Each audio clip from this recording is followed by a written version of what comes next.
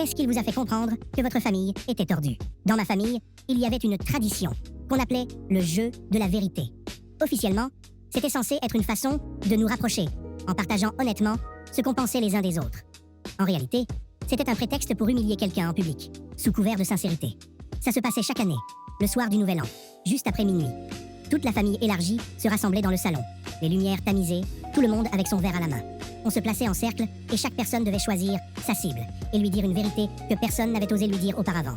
Pas un compliment, non, un défaut, une faiblesse, quelque chose de vital pour l'aider à s'améliorer.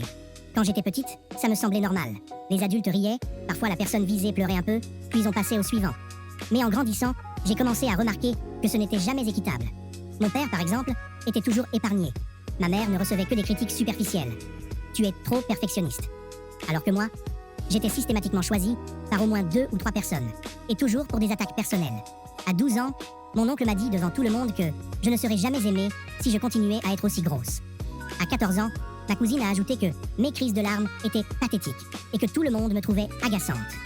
Et mes parents ne faisaient rien, à part sourire et dire que la vérité fait mal, mais rend plus forte. L'année de mes 16 ans, j'avais déjà décidé que je détestais cette tradition. Mais il était impensable de refuser de jouer. Refuser, c'était prouver qu'on ne savait pas encaisser la vérité. Et ça voulait dire être la cible de tout le monde l'année suivante. Sauf que cette année-là, ma mère a décidé que j'allais être la première à passer et que je devais choisir mon père comme cible.